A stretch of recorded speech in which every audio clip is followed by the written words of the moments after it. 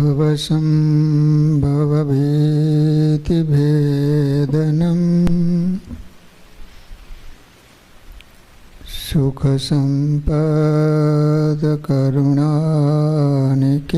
सुखसम्पदकरुणानिकेतनं व्रतदानतपः क्रियाफलं सदानन्दगुरुं भजे सदा।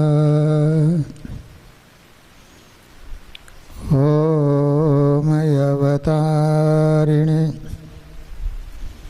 श्री स्वामिनारायणाय नमो नमः। श्री हरिकृष्णाय घनश्यामाय नीलकंठाय श्री सरयूदासाय नमो नमः।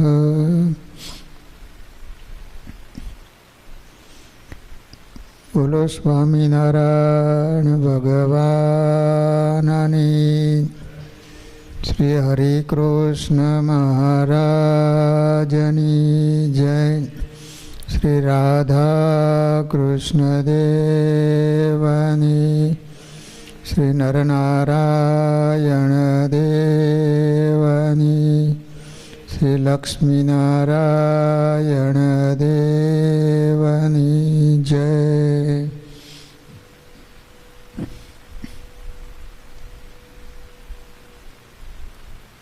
બધા જ હરિભક્તોને ઘણા ભાવથી જય સ્વામિનારાયણ।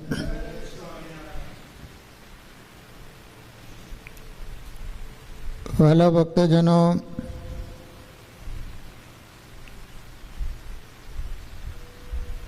આપણે બધા જ શ્રીજી સમકાલીન ભગવાનના ભક્તોના ચરિત્રો શ્રવણ કરી રહ્યા છીએ। આજે ચરિત્ર આવે છે ગણોદ ગામના અલીભાઈનું। ઉપલેટાની બાજુમાં ગણોદ ગામ આવેલું છે। ત્યાંના દરબાર, એનું નામ હતું જુણાભાઈ। ભગવાન સ્વામિનારાયણના અનન્ય આશ્રિત હતા। આ ગામમાં અલીભાઈ કરીને એક મુસ્લિમ યુવાન રહેતો હતો। રંગરેજનો ધંધો કરીને પોતાનું ગુજરાન ચલાવતા હતા। દરબાર જુણાભાઈનો જોગ થવાથી અલીભાઈને સત્સંગ થયો। તેઓએ ભગવાન સ્વામિનારાયણની કંઠી બાંધી। વિચાર કરો, મુસલમાન યુવાન, એને એક સ્વામિનારાયણ ભગવાનના ભગતનો સંગ થયો તો એને કારણે પોતે ભગવાનનો ભક્ત બન્યો, અનન્ય આશ્રિત થયા હતા। પોતે મુસલમાન હતા, છતાં ભગવાન શ્રી સ્વામિનારાયણે આપેલા પંચવર્તમાનનું દ્રઢતાથી પાલન કરી અને પવિત્ર જીવન જીવતા હતા। વાત સહજ છે, મુસલમાન થઈને હિન્દુના ભગવાનનું ભજન કરે એટલે કૌટુંબિક આપત્તિઓ તો આવે જ, પરંતુ અલીભાઈએ આપત્તિઓનો સામનો સારી રીતે કર્યો હતો અને ભગવાન સ્વામિનારાયણનો ખુલ્લો પક્ષ રાખ્યો હતો। બોલો, કુટુંબ કે નાયતના કોઈ પણ પ્રકારના દબાવમાં આવ્યા વિના એને પોતાના કલ્યાણનો માર્ગ મક્કમપણે આમ પકડીને રાખ્યો હતો। એક સમયની વાત છે, સોરઠની ધરતી ઉપર વિચરણ કરતા કરતા ભગવાન શ્રી સ્વામિનારાયણ થોડા પરમહંસો અને થોડા ભક્તોની સાથે ગણોદ ગામ પધાર્યા। ગામની બહાર ભાદર નદી હતી. ભાદર નદીને કિનારે દરબાર જુણાભાઈનો બગીચો હતો. ભગવાન સ્વામિનારાયણે બગીચામાં સંતો ભક્તોની સાથે ઉતારો કર્યો હતો. આ સમયે એક પ્રેરક પ્રસંગ બન્યો. જે સમયે સ્વામિનારાયણ ભગવાન ગણોત પધાર્યા એ જ સમયે અલીભાઈના લગ્ન લેવાયા હતા. ઢળતી બપોરનો સમય હતો. અલીભાઈ કુટુંબીઓ સાથે જાન જોડીને પરણવા જતા હતા. જાન બગીચા પાસેથી નીકળી અલીભાઈને થયું હું મહારાજના આશીર્વાદ લેતો જાઉં. જાનમાં જોડાયેલા જાનૈયાઓને થોડા દૂર ઊભા રાખી અલીભાઈ મહારાજના દર્શને આવ્યા. કેટલા ભાગ્યશાળી હશે કે લગ્ન કરવા માટે જતા હતા, એમાં સ્વામિનારાયણ ભગવાનના દર્શન થઈ ગયા. બગીચામાં મહારાજ સભા કરીને વિરાજમાન હતા. જ્ઞાન વાર્તાનો દોર ચાલી રહ્યો હતો. વરરાજાના વેશમાં રહેલા અલીભાઈએ મહારાજને દંડવત કરી વંદન કર્યા. આજે મારા જીવનનો મહત્વનો પ્રસંગ છે. આવા શુભ પ્રસંગે સ્વયં ભગવાનના આશીર્વાદ મળી જાય તો જીવન ધન્ય થઈ જાય. એવા આશય સાથે અલીભાઈ મહારાજ સામે હાથ જોડીને ઊભા રહ્યા. પરંતુ મહારાજ કંઈ બોલ્યા નહીં, સામે પણ જોયું નહીં અને જ્ઞાન વાર્તા ચાલુ જ રાખી. થોડો સમય પસાર થયો એટલે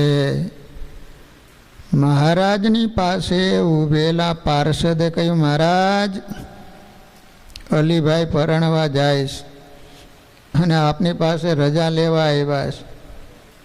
મહારાજને પાર્ષદની વાત સાંભળી ન સાંભળી કરી અને વાતો કરવાનું ચાલુ જ રાખ્યું. સમય પસાર થઈ જતો હતો. મહારાજની વાતનો દોર તૂટનો નહોતો અને અલીભાઈએ તો નિર્ધાર કર્યો હતો કે મહારાજ આશીર્વાદ આપે પછી જ અહીંથી જવું. નગર લગ્ન કરવા જતો એની ઉતાવળ કેટલી બધી હોય. એ ઊભો રહે, કીડ્યું ચીડ્યું હોય એને. પણ નક્કી કર્યો કે જ્યાં સુધી મહારાજ કહે નહીં ને આશીર્વાદ આપે નહીં ત્યાં સુધી મારે જવું નથી. અને સામે સ્વામિનારાયણ ભગવાન પણ એવા જાણી જોઈને સામે જોતા જ નથી, વાતો કરી જ રાખે. એક બાજુ મહારાજ જ્ઞાન વાર્તા કરી રહ્યા હતા, બીજી બાજુ થોડે દૂર ઊભા રહી અલીભાઈ એકાગ્ર ચિત્તથી મહારાજનું દર્શન કરી રહ્યા હતા. ત્રીજી બાજુ નદીના કિનારે ઊભેલા જાનૈયાઓ અલીભાઈની રાહ જોતા અકળાઈ રહ્યા હતા. મહારાજ ધ્યાન દેતા નહોતા, અલીભાઈ ખસતા નહોતા. સભામાં બેઠેલા સંતો ભક્તો આ પરિસ્થિતિને સમજી શકતા નહોતા. આખરે પાર્ષદે બીજી વાર કહ્યું, મહારાજ અલીભાઈ પરણવા જાય છે, જાન ખોટી થાય છે. અલીભાઈ આપની આજ્ઞા સિવાય અહીંથી જશે નહીં, માટે રાજી થઈને રજા આપો. પાર્ષદની વાત સાંભળી જાણે પરણવાની વાત રુચિ ન હોય એમ મહારાજ અલીભાઈની સામે જોઈને મર્મમાં બોલ્યા, પરણો ભાઈ પરણો. દુનિયામાં બધાને પરણે તરત પાછળ પડ્યું છે. ભગવાન કોઈને ભજવા નથી, પરણીને જીવ સંસારના ગૂંચડામાં ગૂંચવાઈ જાય છે. માટે જાઓ, પરણો ભાઈ પરણો. સંજોગને આધીન અલીભાઈ મહારાજ પાસેથી રવાના તો થયા, પરંતુ મહારાજના પરણો ભાઈ પરણો આ વચનો એમના અંતરમાં તીરની જેમ ખૂટી ગયા. અલીભાઈ સમજી ગયા કે હું પરણવા જઉં છું ને, મહારાજને ગમ્યું નથી. ભારે આઈએ અલીભાઈએ લગ્ન કર્યા, પરંતુ મહારાજના વચનો પરણો ભાઈ પરણો એમના અંતરમાં જોગીની ધૂણીની જેમ અખંડ જાગતા રહે. રખને મને બંધન થઈ જાય એવી સતત જાગૃતિ સાથે સંસારની ફરજો નિભાવતા રહ્યા. જે મુમુક્ષુને પોતાના ઈષ્ટદેવ અને સદગુરુના વચનની ખટક રહે એના અંતરમાં વિક્ષેપો ઓછા આવે અને સાધના માર્ગ ઘણો સરળ બની રહે. વચનમાં વિશ્વાસ અને શ્રદ્ધા સાધના માર્ગનું પ્રેરક બળ બની રહે અને મુમુક્ષુ સડસડાટ પોતાનો પંથ કાપે જાય. ધીરે ધીરે સમય પસાર થતો રહ્યો. અલીભાઈને ત્યાં એક દીકરાનો જન્મ થયો. દીકરો મોટો થયો. એ ગુણિયલ અને આજ્ઞાકારી હતો. જોત જોતામાં દીકરો 20 વર્ષનો થઈ ગયો. અલીભાઈના રંગરેજના કામકાજમાં પણ સારો કાબેલ થયો. રંગરેજ એટલે શું? કપડું વણવાનું કામ કરતા. પિતાની જેમ દીકરામાં પણ ભગવાન શ્રી સ્વામિનારાયણ પ્રત્યેની ભક્તિ, નિષ્ઠા, સમર્પણ જેવા ગુણો કેળવાયા હતા. દીકરો ઉંમરલાયક થયો એટલે અલીભાઈ એને પરણાયો અને પોતાની સાંસારિક જવાબદારી પૂરી કરી. અલીભાઈનો કામ ધંધો સારી રીતે ચાલતો હતો. પૈસે ટકે કોઈ વાતની ખોટ નહોતી. અલીભાઈ સર્વ રીતે સુખી હતા, પરંતુ એમના અંતરમાં પોતાના ઈષ્ટદેવ ભગવાન શ્રી સ્વામિનારાયણનું વચન, પરણો ભાઈ પરણો, પરણીને ભગવાન ભજવા કોઈ નવરું થતું નથી, સતત ગુંજ્યા કરતું હતું ને એ જ વચન એમને સંસારમાં અનાસક્ત રાખતું હતું. હવે અલીભાઈને થઈ રહ્યું કે મારી સંસારની જવાબદારી પૂરી થઈ છે, માટે હવે મારે મહારાજની રુચિ પ્રમાણે મારો વિશેષ સમય ઈષ્ટદેવની બંદગીમાં ગાળવો જોઈએ. એકવાર અલીભાઈએ પોતાના દીકરાભાઈને બોલાવીને કહ્યું, બેટા, તને કામકાજ શીખવી, વરાવી, પરણાવી મારી ફરજ પૂરી કરી. હવે લે આ છાપા અને કાટલા, આપણો રંગરેજનો ધંધો તું સંભાળી લે. હું હવે ધંધામાંથી નિવૃત્ત થાઉં છું. હવે મારે મારા આયખાનો શેષ સમય ભગવાન શ્રી સ્વામિનારાયણની જિંદગીમાં ગાળવો છે. મેં તને પાડી પોષીને 20 વર્ષનો કર્યો, એટલે એટલા વર્ષ તારે મને રોટલા દેવા અને તારી ફરજ છે. પણ જો હું વધારે જીવીશ ને તો ફરીથી તારા કામમાં મદદ કરીશ, તને માથે નહીં પડું. લો. દીકરો ખૂબ ડાયો હતો. એને કહે, બાપુ તમે તો માવતર કહેવાઓ, તમારી સેવામાં હું કાંઈ કસર રહેવા નહીં દઉં. તમે સુખેથી ખુદાની બંદગીમય જીવન ગાળો. દીકરાનો જવાબ સાંભળી અલીભાઈ ખૂબ રાજી થયા. પછી તો અલીભાઈએ પોતાની વૃત્તિ સંસારના વ્યવહારમાંથી પાછી વાળી લીધી. દીકરાને નથી કોઈ કામ ચિંતા કે નથી કોઈ સલાહ આપતા. આખો દિવસ મંદિરમાં બેસીને ભજન કર્યા કરે. દિવસમાં એકવાર ઘરેથી ભોજનની થાળી આવે, એ જમી લે, બાકીનો સમય હરિમય વિતાવે.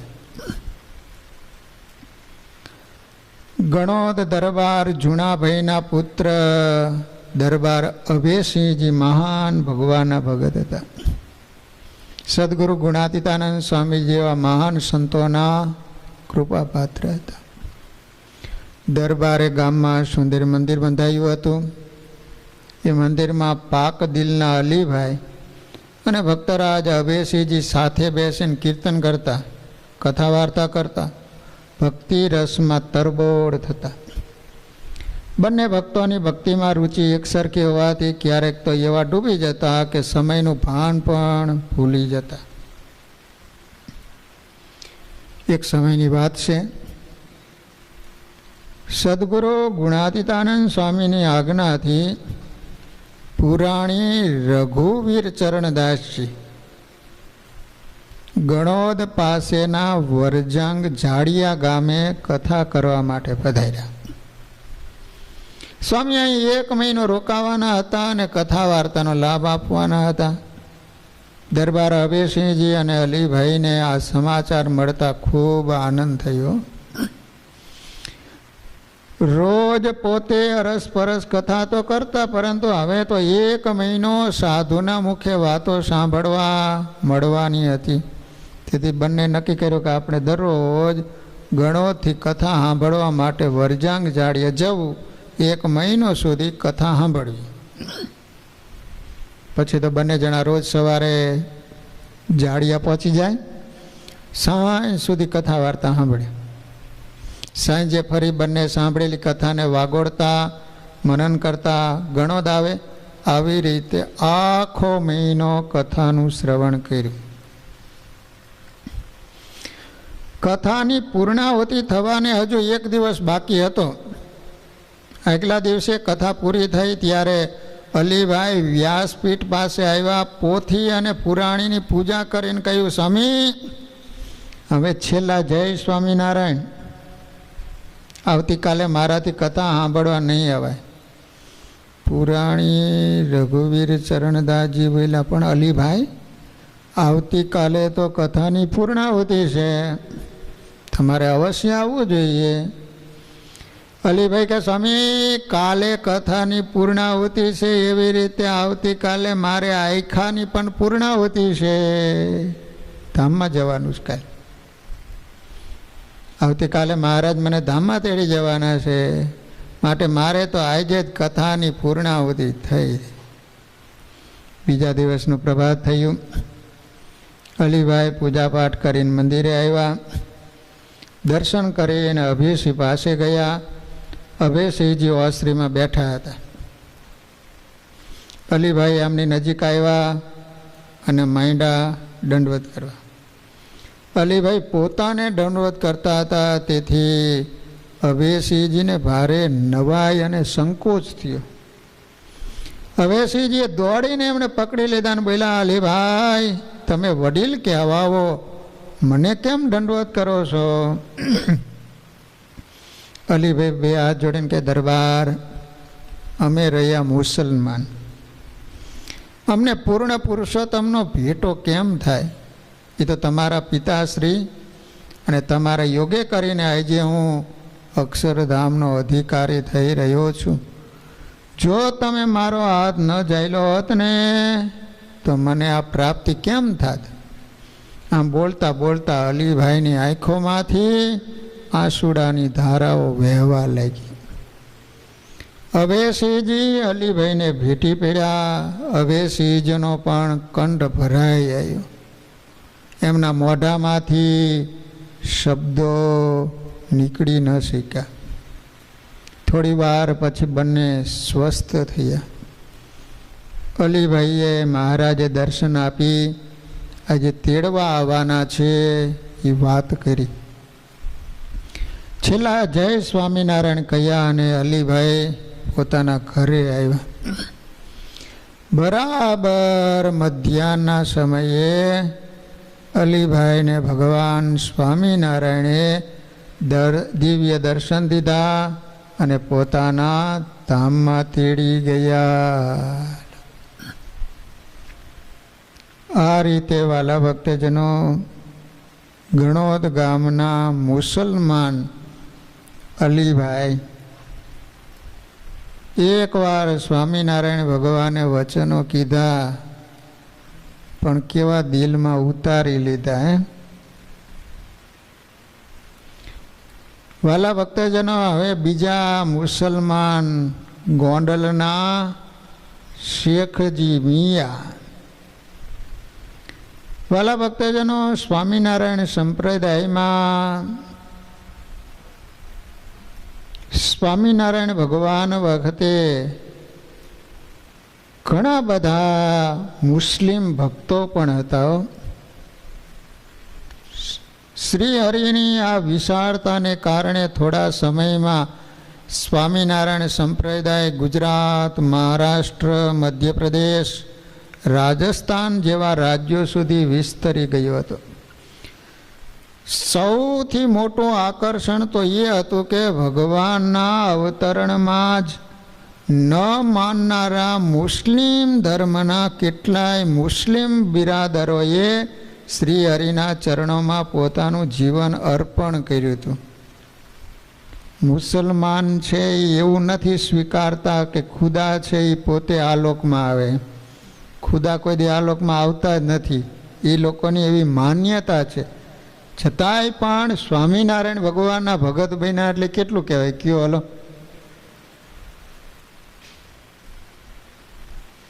શ્રી હરિએ મુસ્લિમ બિરાદરોને પોતાની અંગત સેવામાં નિયુક્ત કર્યા હતા. વિચાર કરો, પોતાની સેવામાં રાખ્યા. સેવા, સમર્પણ અને સમજણની ઊંચી ટોચે બેઠેલા એવા જ એક ગોંડલના મુસ્લિમ ભગત શેખ મિયાની વાત આપણે સાંભળવાની છે. એક સમયે ભગવાન સ્વામિનારાયણ માણાવદર પધાર્યા હતા. સાથે સંતો ભક્તોનો મોટો સંઘ હતો. માણાવદરના નવાબ ગજેફર ખાન શ્રી હરિનો ખૂબ ગુણ આવ્યો હતો, તેથી તેઓ દર્શન કરવા આવ્યા હતા. શ્રી હરિએ આસન આપી ગજેફર ખાનનું સ્વાગત કર્યું. માણાવદરના રાજાનું નામ હતું ગજેફર ખાન. એ સમયે લગભગ મુસલમાન રાજા હતા. જૂનાગઢના રાજા પણ મુસ્લિમ હતા. માણાવદર, માંગરોળ બધે મુસ્લિમનું રાજ્ય હતું. સભામાં સંતો ભક્તો કીર્તન ગાન કરી રહ્યા હતા. શ્રી હરિએ કીર્તન ગાન બંધ રખાયું અને ગજેફર ખાનને કુશળ પૂછ્યા.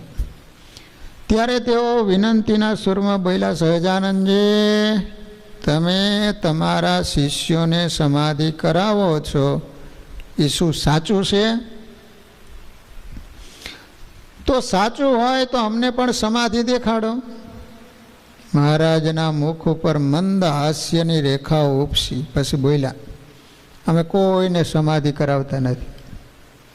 અમારા ગુરુની જ્યારે ઈચ્છા હોય ત્યારે લોકોને સમાધિ થાય. ગુરુ કૃપા વિના કોઈ વાત બનતી નથી. આટલી વાત કરી મહારાજે સંતો ભક્તોને ધ્યાનમાં બેસાડ્યા અને તમામ સંતો ભક્તોને પ્રગટ ગુરુના પ્રતાપે સમાધિ થઈ ગઈ. આ દ્રશ્ય નવાબ આશ્ચર્યથી જોઈ રહ્યા, પરંતુ મહારાજ આટલાથી અટક્યા નહીં હો. નવાબને વધારે આશ્ચર્ય પમાડવા તેઓ ઊભા થયા. સભામાં બેઠેલા એ વિસ્તારના ભરાડી એવા માળિયાના મૂળજી લુવાણા પાસે ગયા. સેવક પાસેથી લાલ અંગારા મગાવ્યા. અંગારા એટલે દેવતા. અને મૂળજીના હાથમાં એ ધગ ધગતા અંગારા મૂક્યા, પરંતુ એની કોઈ અસર મૂળજી ઉપર પડી નહીં. અંગારા ધીરે ધીરે ઠરી ગયા. મહારાજે ફરી વાર અંગારા મંગાવ્યા, પરંતુ નવાબે એવું કરવા ના પાડી. પછી મહારાજ બધાને સમાધિમાંથી જગાડ્યા. એ સમયે ત્યાં ગોંડલના શેખ મિયા પણ ઉપસ્થિત હતા. તેઓને પણ સમાધિ થઈ હતી. તેથી મહારાજે એમને સમાધિમાં જે જોયું એનું વર્ણન કરવા કહ્યું. ત્યારે શેખજીએ લોકાંતરની વાતો અને અક્ષરધામની વાતો કહી સાંભળી. આ વાતો સાંભળીને નવાબ ગજેફર ખાન ભારે વિસ્મય પામ્યા. તેઓ બે હાથ જોડી મહારાજને કહે, સહજાનંદજી, તમે સાચા છો, અન્ય મત પાખંડી છે, તમે અધર્મ ટાળીને ધર્મ સ્થાપો છો. અહિંસા અને નિષ્કામપણું એ બે મુખ્ય ધર્મનું તમે ખૂબ પોષણ કર્યું છે. તમારા મુખમાંથી દ્રઢ ધર્મ થાય એવી વાતો નીકળે. આ રીતે સ્તુતિ કરીને નવાબે વિદાય લીધી. હૃદયમાં રહેલો ગાઢ અંધકાર આત્મજ્યોતિ વિના દૂર થતો નથી. આત્મજ્યોતિ પ્રગટાવી એ જ્યોતની મધ્યે ઈષ્ટદેવને પધરાવતા જન્મો જન્મની ખામીઓ ભાગી જાય છે. આપણા કાયા મંદિરમાં સવેળા દીપ પ્રગટાવવા, પરમાત્માને પધરાવવા નિષ્ઠારૂપી દિવાસળીની જરૂર પડે. ઈષ્ટદેવના નિષ્ઠારૂપી સ્તંભને પકડી સાધક જ્યારે સાધના માર્ગે પ્રયાણ કરે ને ત્યારે માર્ગમાં આવતી નાની મોટી કસોટીમાંથી પસાર થવું ખૂબ સરળ થઈ જાય. કસોટી કાચા મનને પાકું બનાવે. અવૈનાશીને ચૈતન્યરૂપી ઘરમાં પધરાવવા હશે તો કાચા મનના ચણતર કામમાં ન આવે.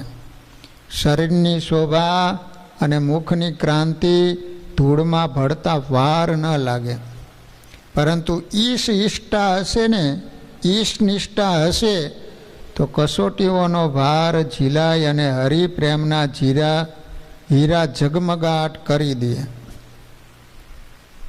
ભગવાન શ્રી સ્વામિનારાયણની કસોટીમાંથી પસાર થઈને એવા કેટલા હીરાઓ ઝગમગી ઉઠ્યા હતા. ભવપાર ઉતરી ગયા હતા. એ ભક્તોમાં શેખ મિયાનો પણ સમાવેશ થાય છે. શેખ મિયા ભગવાન સ્વામિનારાયણના અનન્ય આશ્રિત હતા. તેઓ જ્ઞાતિએ મુસ્લિમ હતા, છતાં એમની રહેણી કહેરણી હિન્દુથી સવાઈ હતી. શ્રીહરિનું ઉફાળું સાનિધ્ય પ્રાપ્ત થતાં શેખ મિયાના હૃદયમાં ભક્તિના વાવેતર થયા હતા. શ્રીહરિ પ્રત્યે ઊંડી આસ્થા, અચળ નિષ્ઠા બંધાઈ હતી. એમનું પહેરણ જાડું હતું, બુદ્ધિ જાડી હતી, પરંતુ એમની સમજણ ઝીણી હતી.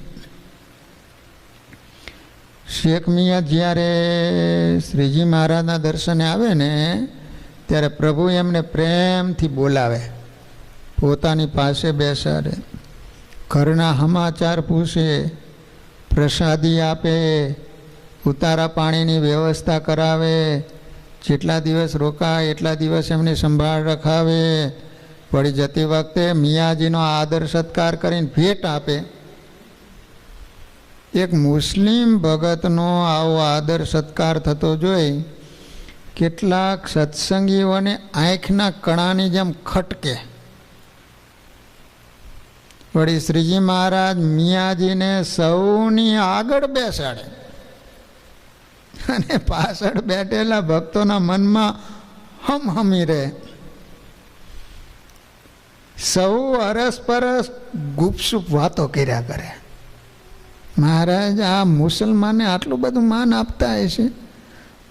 ત્યાં વળી કોઈક પોતાનો અણગમો વ્યક્ત કરતા કરે, ભાઈ એનું માન સન્માન ભલે ને થાય, એની ક્યાં ના છે, પણ એ યવન આપણી આગળ બેસે એ તો બિલકુલ વ્યાજબી નથી. હો, અંતર્યામી મહારાજથી આ ગુપસુપ વાતો સાની ન રહી.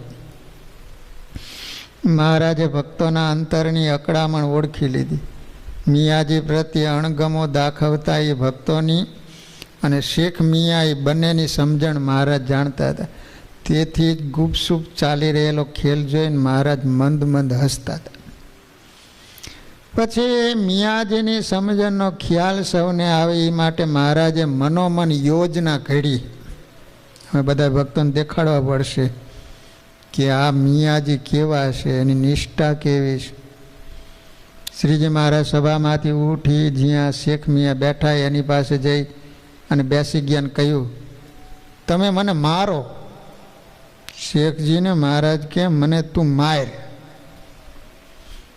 મહારાજનું વાક્ય શેખ મિયાને તીરની જેમ વાગ્યું. એવો ચમક્યા ને તુરત બોલ્યા, અરે મહારાજ એ શું બોલ્યા? તમે તો અમારા જીવન પ્રાણ, તમને અમારાથી કદી મરાય? એવો ઘાટ સંકલ્પ કરીએ ને તોય પાપમાં પડીએ. નહીં શેખજી અમને મારો. અરે મહારાજ મારાથી એ નહીં થાય. તમારા ઉપર હાથ કેમ ઉપડે? મારો નહીં તો કંઈ નહીં, પણ હું તમને મારું એટલું વાક્ય બોલો. પણ મહારાજ એમ બોલવામાં જીભ કેમ ઉપડે? પોતાની અનિચ્છા દર્શાવતા શેખજીએ કહ્યું. મહારાજ થોડા કકડાએ બોલ્યા, ખુદ અમે કહીએ છીએ પછી આટલું બોલવામાં તમને શું વાંધો? આમ કહેવડાવવા પાછળ મહારાજે શું ધાર્યું હશે એમાં કાંઈ શંકા લાવ્યા વગર વિશ્વાસુ ભગત શેખજીએ કહી, મહારાજ આપનો બહુ આગ્રહ છે તો હું કહું, હું તમને મારું? શેખના મુખમાંથી હું તમને મારું આટલા શબ્દો છૂટ્યા ત્યાં તો મહારાજ લાલચોળ થઈ ગયા. શેખજી જાણે ગુનેગાર હોય એ રીતે મહારાજ એની સામે જોઈ રહ્યા, ઊંચે સાદે આકલ કરીને બોલ્યા, લા આટલામાં અમને બચાવે એવો કોઈ માણસ છે? આ શેખ મિયા તો હું તમને મારું એમ કહીને અમને ડરાવે છે અને મારવાની ધમકી પણ આપે છે. તો શું અમે એનું કાંઈ બગાડ્યું છે? બોલો મહારાજ, સિંહ આજ્ઞા. ઓલા તો બધા રાહ જોઈને બેઠા હતા, કીધું ને સમસમી રહ્યા તો એમ કહેતા 5-6 જણ દોડીને આવી ગયા. મહારાજે એમને કહ્યું, જાઓ અને ધક્કા મારીને અમારી પાસેથી આગો લઈ જાઓ, નહીં તો અમને ક્યાંક વળી મારશે. કેટલા ભક્તો તો વાટ જોઈને બેઠા હતા. એમાં મહારાજનો આવો આદેશ થયા પછી ઓછા ઉતરે ખરા? 2-3 જણાએ તુરત શેખજીને તતડાવીને ધક્કા મારીને ઓસરી હેઠે ઉતારી મૂક્યા. ન બોલવાના વચનો ઉચ્ચારવા લાગ્યા. ત્યારે મહારાજ માથે હાથ ઉપાડવો છે એમ, તને આવું બોલતા શરમ ન આવી? દરબાર ગઢમાંથી બહાર નીકળ, નહીતર અધમુઓ કરી દઈશું. આમ ચારે તરફથી તીખા વાઘ બાણોથી વૃષ્ટિ થવા માંડ્યો. દેકારો થતાં થોડા માણસો વધારે ભેળા થઈ ગયા. સૌએ ભેળા થઈને શેખજીનો તિરસ્કાર કર્યો. ઘડીકમાં આ શું બની ગયું એનો વિચાર કરતા શેખજી ઊંડા ઉતરી ગયા. પોતાનો કાંઈ બચાવ પણ એને ન કર્યો. એક બાજુ ફળિયામાં બેસીને ભજન કરવા માંડ્યા. બપોર થયા, દરબારમાં જમવાની પંક્તિ થઈ. શેખ મિયા તો ખૂણામાં બેસી રહ્યા. કોઈને દયા આવી એટલે તાસડીમાં જમવાનું આપી ગયા. શેખજીએ ભગવાનને સંભાળીને જમવાનું શરૂ કર્યું. એ સમયે શ્રીજી મહારાજ ત્યાંથી પસાર થયા. એમણે શેખજીને જમતા જોયા એટલે હાક મારીને કહ્યું, આને ખાવા કોણે આપ્યું? કાઢી મેલો અહીંથી. જુવાનિયાઓને તો આટલું જ જોઈતું હતું. ઈશારો થતાં એને શેખજી ઉપર કાંકરી ચાડો શરૂ કરી દીધો. કોઈએ તો ખોબો ભરીને તાસડીમાં ધૂળ નાખીને ખાવાનું ટાળી નાખ્યું. છતાં શેખ અકળાયા વગર સ્વામિનારાયણ સ્વામિનારાયણ ભજન કરતા બેસી રહ્યા. દેકારો વધવા લાગ્યો એટલે દરબાર ગઢમાંથી બહાર નીકળી ચાલતા થયા. ટોળું એની પાછળ પડ્યું, હેરાન કરવા લાગ્યું. ન તો એમને કોઈને કશું કહ્યું કે ન કશો સામનો કર્યો. ઘેલે જઈને શેખજીએ સ્નાન કર્યું. થોડી વાર ત્યાં બેઠા અને ધ્યાન કરવા લાગ્યા. શેખજી વગર કારણે આવી પડેલી મુશ્કેલીને ભારે ધીરેથી સહન કરી રહ્યા. આ મુશ્કેલીમાં એમને મહારાજની મનુષ્ય લીલા દેખાઈ. લીલા પાછળનું રહસ્ય ન સમજાયું. મનમાં વિચાર્યું, હમણાં મહારાજ કોચવાઈ ગયા છે એટલે અહીં રહીશ તો વધારે કોચવાશે એમ વિચાર કરી શેખ મિયા ઘેલાનું પાણી પી પોતાના વતન ગોંડલ તરફ ચાલી નીકળ્યા.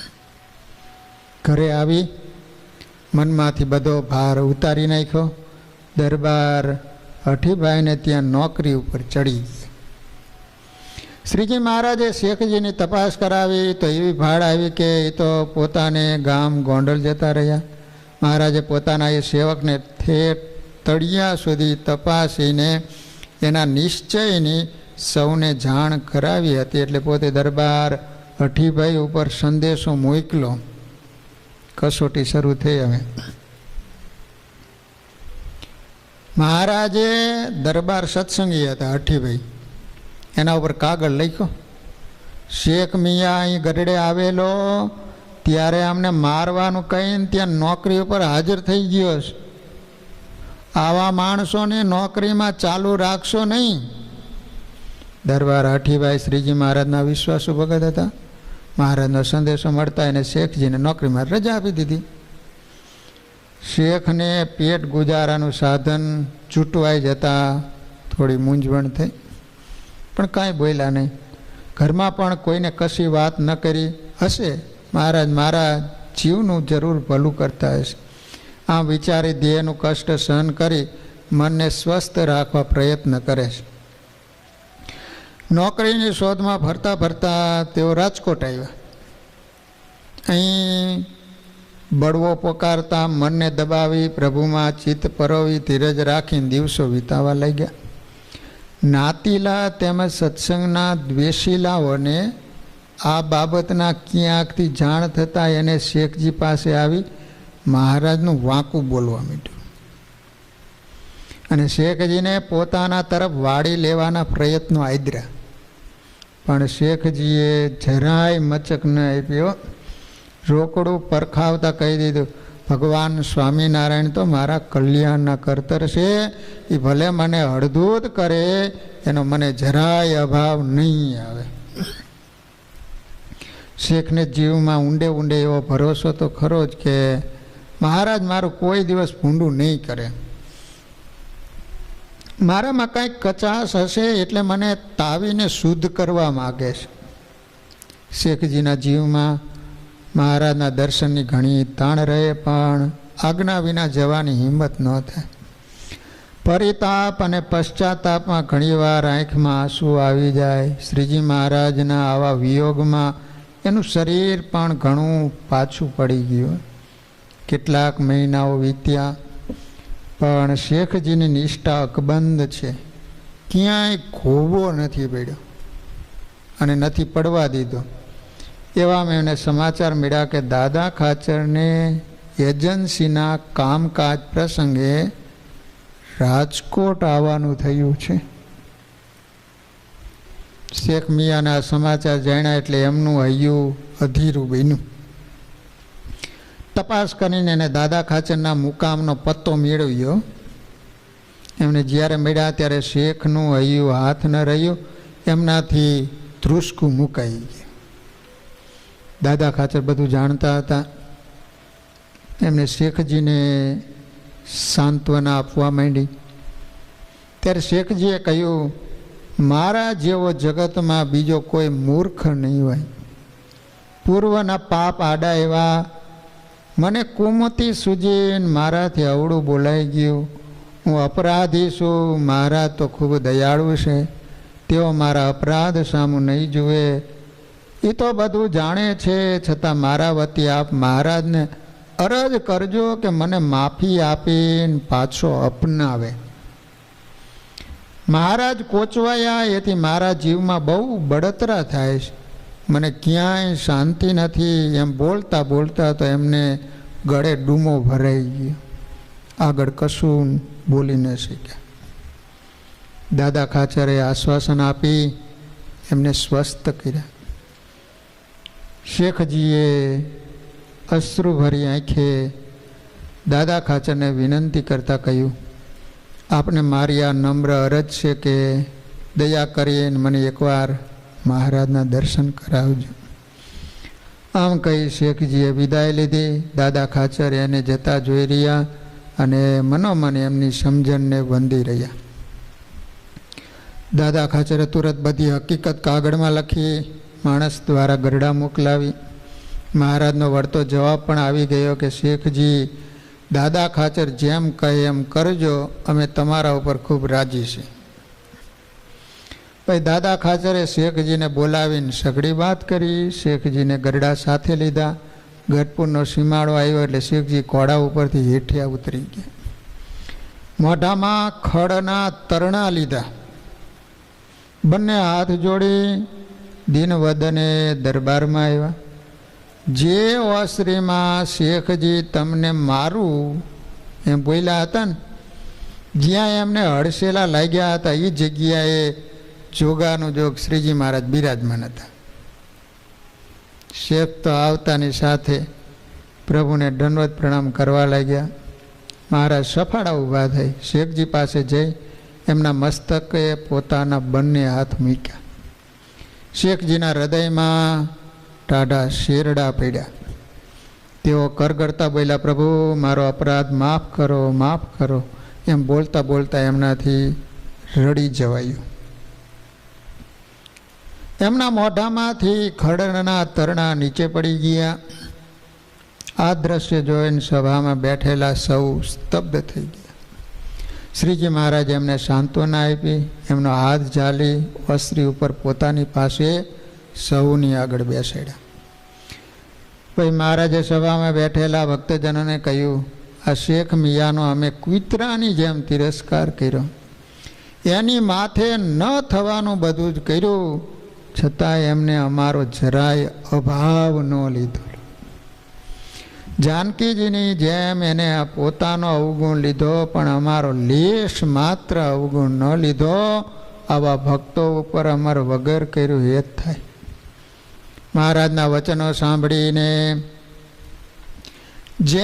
જેમને શેખ મિયા પ્રત્યે અણગમો હતો ને, એ કહેવા લાગ્યા, મહારાજ આ શેખજીના જે બીજાની કસોટી આપ લ્યો તો એ મૂળગેથી જાય. શેખજીને આગળ બેસાડવા અંગેનો ભક્તોનો જે સંશય હતો ને, એ આજે ટળી ગયો હતો. સૌના અંતરમાં આ પડી ગઈ કે એ તો જરૂર આગળ બેસાડવા જેવા જ છે. પ્રભુ જે કરતા હોય ને એ સમજીને કરતા હોય. આપણે એમાં શંકા કુશંકા કરાય નહીં. શેખ મિયા જેવા પાકા નિશ્ચયવાળા આવી કસોટીમાં પાર ઉતરે. કસોટી સુવર્ણની થાય, કથીરની નહીં. ભગવાન સ્વામિનારાયણ વિચરણ કરતાં કરતાં બોટાદ પધાર્યા. હમીર ખાચરના દરબારમાં ઉતર્યા હતા. દાદા ખાચર, સુરા ખાચર, સોમલા ખાચર વગેરે ભક્તજનો મહારાજની સાથે હતા. સવારના સમયે દરબારગઢના ફળિયામાં ઢોલિયો ઢળાવીને મહારાજ બેઠા હતા. એ સમયે લીંબલી ગામના ભગત મૂળજી શેઠ મહારાજના દર્શન કરવા માટે આવ્યા. મૂળજી શેઠને સત્સંગ થયો ત્યારે તેઓ સાંખ્યોગ પાડતા હતા. તેઓ સંકલ્પ કર્યો હતો આખી જિંદગી લગ્ન ન કરવા અને મહારાજનું અખંડ ભજન કરું. થોડા સમય પછી મહારાજ ગઢપુરથી સુરા ખાચર અને સોમલા ખાચરને મૂળજી શેઠ પાસે મોકલ્યા હતા અને કહેવડાયું હતું કે તમે સાંખ્યોગ મૂકીને કર્મયોગી થાઓ. પણ એ સમયે મૂળજી શેઠે મહારાજની આજ્ઞા ન પાડીને લગ્ન ન કર્યા. થોડા વર્ષો પછી મૂળજી શેઠને પરણવાની ઈચ્છા થઈ.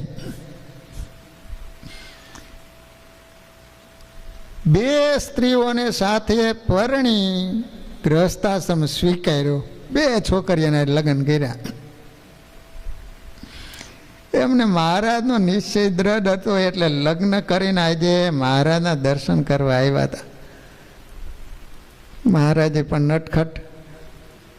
મૂળજી શેઠે હમીર ખાચરના દરબારમાં પ્રવેશ કર્યો કે તરત જ રમોજી સુરા ખાચરે મહારાજને કહે, મહારાજ એ મહારાજ જુઓ આ તમારા બ્રહ્મચારી ભગત આવ્યા. મહારાજ કે અમારા બ્રહ્મચારી ભગત ઈ વળી કોણ? સુરો ખાચર કે મહારાજ ઓલા લીંબલી ગામના મૂળજી શેઠ. મહારાજ કે ઓહો એ તો અમારા ખરા ભગત છે, એમને અહીં બોલાવો બોલાવો બોલાવો. સુરા ખાચર મૂળજી શેઠને મહારાજની નજીક બોલાવ્યા એટલે શેઠ નજીક આવ્યા અને મહારાજના દર્શન કરીને ઢોલિયા પાસે બેઠા. એમના મનમાં થોડા વર્ષો પહેલાં મહારાજની આજ્ઞા ન પાડવાનો વસવસો હતો અને અત્યારે બે સ્ત્રીઓ સાથે પરણ્યા હતા એટલે શરમ પણ આવતી હતી. તેથી તેઓ નીચું મોઢું રાખી ભોં ખોતરતા મહારાજ પાસે બેસી ગયા. મૂળજી શેઠને આવતી શરમને મહારાજ જાણી ગયા. મહારાજે સુરા ખાચરની સામે આંખોના ઈશારે ખેલ કરવાનું નક્કી કરી લીધું અને એક અદ્ભુત નાટકનો પ્રારંભ કર્યો. મહારાજે મૂળજી શેઠને પૂછ્યું, શેઠ કેટલી સ્ત્રીઓને પરણ્યા છે? મૂળજી શેઠ નીચું જોઈને બોલ્યા, બે. મહારાજ કે શેઠ તમારે બે નહીં ત્રીજી સ્ત્રી પણ જોઈએ. શેઠ કે ના મહારાજ હવે વધારે નથી કરવી.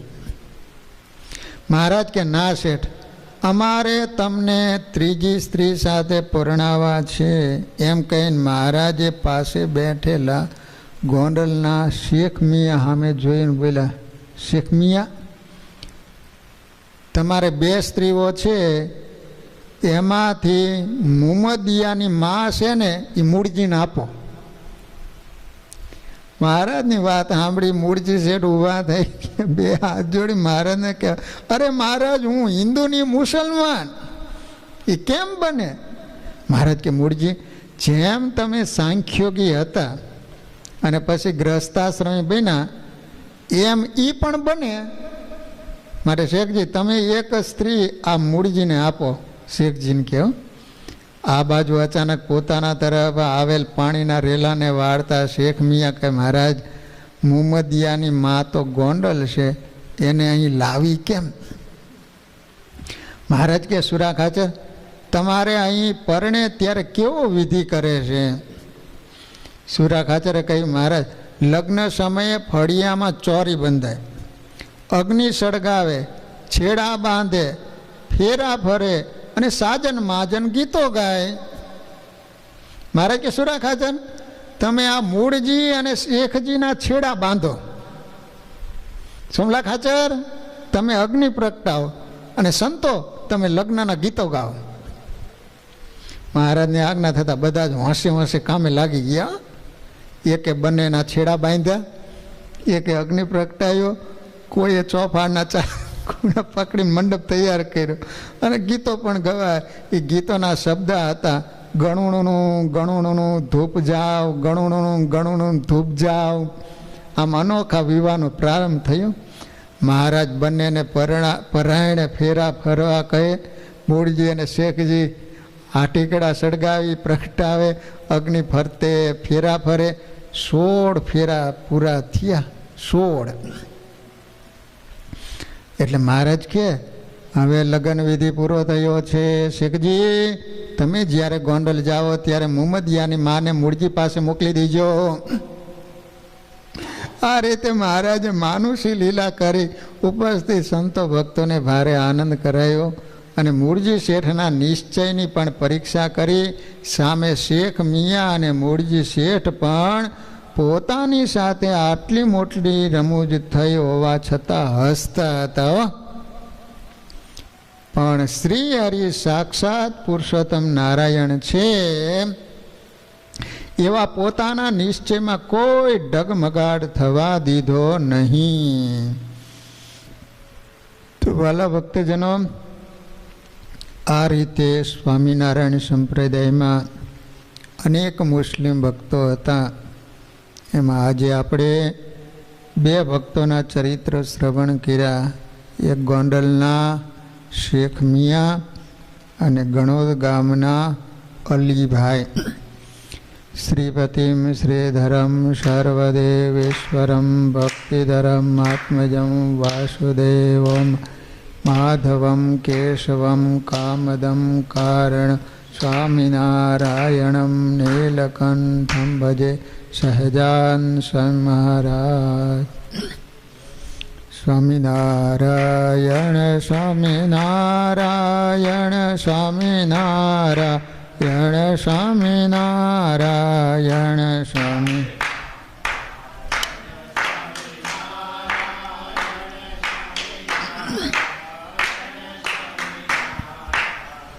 સ્વામિનારાયણ સ્વામિનારાયણ સ્વામિનારાયણ સ્વામિનારાયણ સ્વામિનારાયણ સ્વામિનારાયણ સ્વામિનારાયણ સ્વામિનારાયણ સ્વામિનારાયણ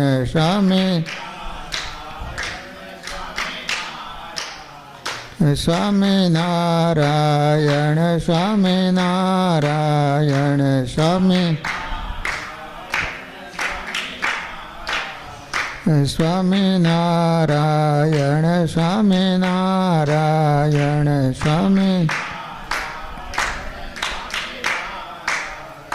સજાન મહારાજની, શ્રી હરિકૃષ્ણ મહારાજની. શ્રી રાધા કૃષ્ણ દેવની, શ્રી નરનારાયણ દેવની, શ્રી લક્ષ્મીનારાયણ દેવની. જય સ્વામિનારાયણ.